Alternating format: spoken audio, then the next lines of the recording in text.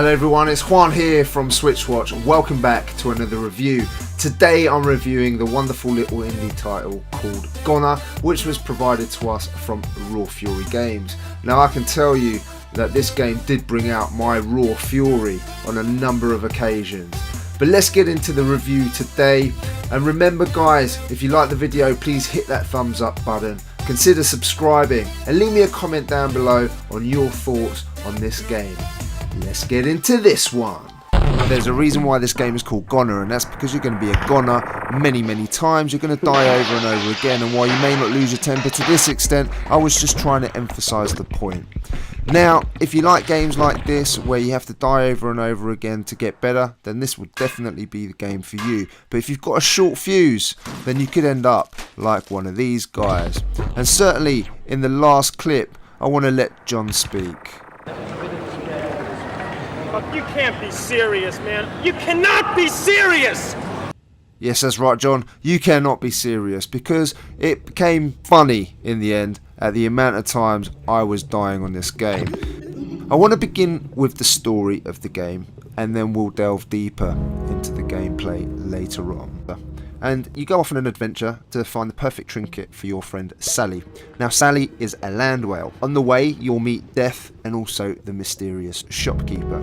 So there's not really that much to the story here, but it's nice that they gave us a nice little introduction. Moving on now to music and sound. What I can say about this game is the sound effects are absolutely superb. Nothing wrong with these at all and reflect everything really well. The music sets the perfect tone and the mood for the setting of this game. It really makes you feel like you're there.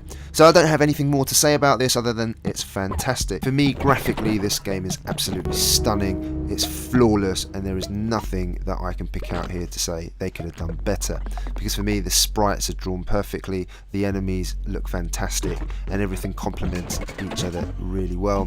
It's spooky yet cute, and you know, it's quite funny as well. It has absolutely everything, and it's got bags of character, and I really love that about this game. And it's one of the reasons that I like to play it as well, because the atmosphere is just so brilliant, both in graphics and in sound and music. So those two complement each other fantastically well.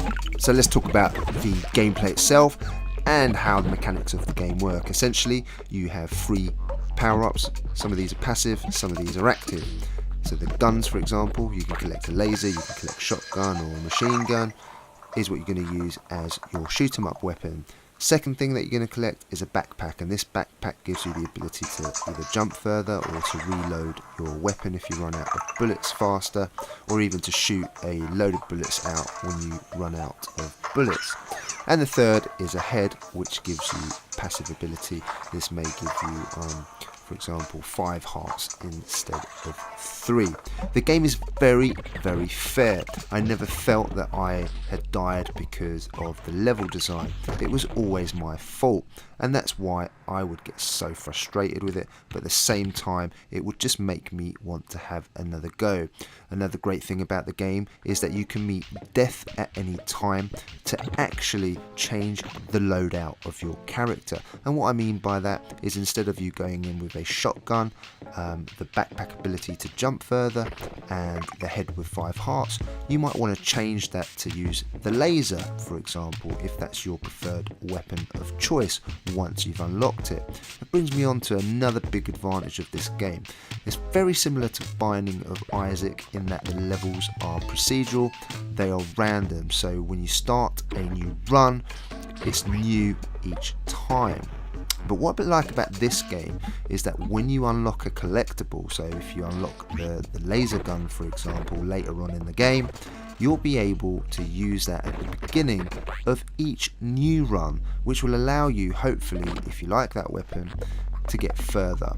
And so you'll start to unlock your perfect loadout for your character, which will allow you in time to get further and further into the game. Now in Binding of Isaac, that's very different, because each time you start a new run, you have to collect new collectibles each time, and the runs feel quite unfair because of that, because sometimes you might get a great weapon and sometimes you might not, and that's what I really thought was a huge advantage in this game in particular. What I also really like is that there's quite a lot of secrets in here, and I'm not going to give those away. What I will do is I will put a link in the description below that the developer has sent to me to give you some nice tips and tricks in this game. There are also glyphs, and this is how the actual scoring system works. So if you collect a glyph, you'll get a multiplier, and the more glyphs you collect, the more multipliers you will then get, the higher the score you will then finish with at the end of the run. You can also trade in glyphs for the shop when you meet the shopkeeper for different weapons as well, backpacks and heads. So that's a really cool feature as well. One thing I do want to note is currently there is no leaderboard on the game. Although it is an option in game, it's currently not working. However, the developers have said that this will come out in an update, because there's nothing better, let's be honest, than competing with your friends and, you know, worldwide to put your score on the leaderboard. So that just brings me on to longevity and our verdict. In terms of longevity, you're always going to want one more go on this game, there's no doubt about that. It is one of those games that you just cannot put down, and you just want to get a higher score and get further and further each time. Once they bring us leaderboards, I do believe that you're just going to keep playing until you get the highest score possible. And that brings me nicely on to our verdict. I've mentioned that the game can be frustrating, you will die a lot. One of the negatives on this game is the fact that you can't shoot up or diagonally like you can in a game like Blaster Master Zero. That's a little bit frustrating as well, but it's by no means a deal breaker. For me, this game is a solid 8 out of 10. I want to thank all of our subscribers that are currently subscribed to our channel. Without you, this wouldn't be possible. So thank you for listening, and thank you for watching. If you're a new viewer to our channel, then please consider subscribing. Help us get to that magic 100 subscribers. If you liked the video, guys, then hit that thumbs up button and leave me a comment, guys, down below. Let me know what you think of this game or any other game out there.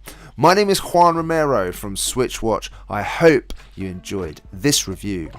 I'll see you on the next one.